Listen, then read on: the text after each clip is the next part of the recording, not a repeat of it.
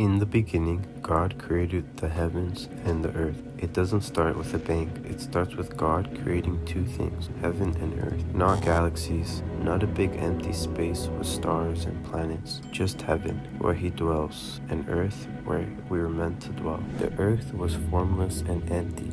Darkness was over the deep waters. Then God says, "Let there be light." Here's the thing. He creates light before He creates the sun. That alone throws everything we've been taught out the window, because the world says light comes from the sun, but the Bible says light comes before the sun. Why? Because God Himself is light. He doesn't need a star to shine. The firmament. This is where it gets interesting. On the second day, God separates the waters, some above, some below, and puts something in between. He calls it the firmament.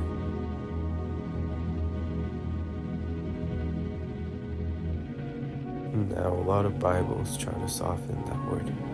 They say sky or expansion, but the Hebrew word is rakai, and it means something solid, like a stretched out surface or dome.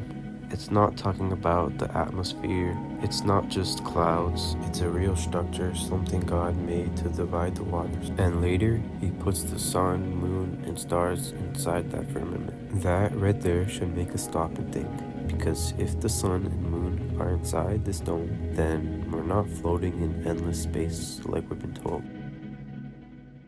Land, plants, then the lights.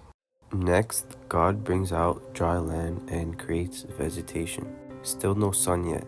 Think about that. Plants growing before a sun exists. Then, on day 4, He creates two great lights, the sun and the moon, and the stars. He sets them in the firmament to give them light to the earth and to mark seasons, days, and years. That's a big deal because everything in science says the sun came first and life evolved much later.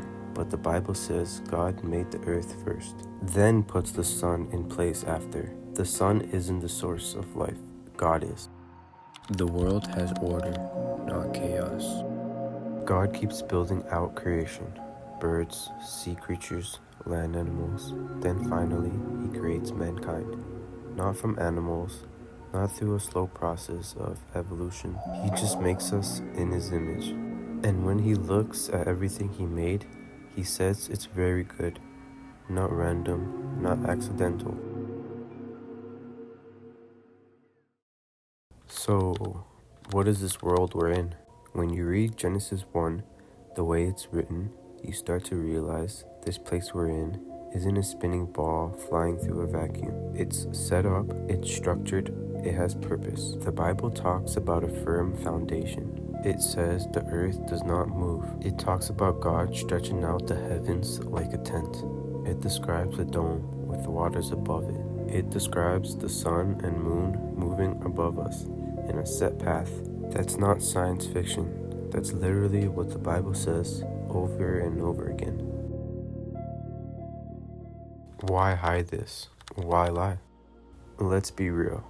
If this is true, if we really are in a contained world created by God, then that changes everything. Because it means we're not just tiny specks in space. We're not evolved animals. We're not meaningless. We're created on purpose, watched over, designed. And that means there's a God above us, not far away, but close, looking down, in control, ruling from His throne, above the firmament. But if Satan can get us to believe otherwise, that we're floating in an endless universe, that God is far away, that Earth is just one of billions of planets, then we forget. We forget there's a creator.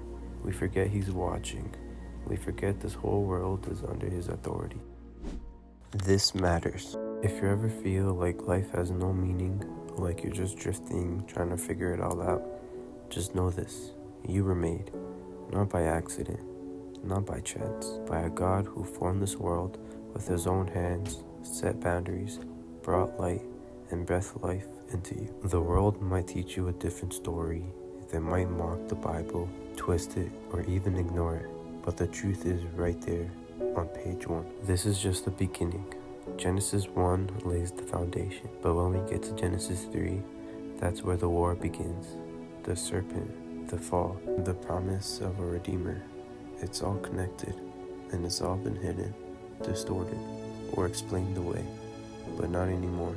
Ask God to show you the truth, and if you're ready to go deeper, stick around. We got a whole lot more to uncover.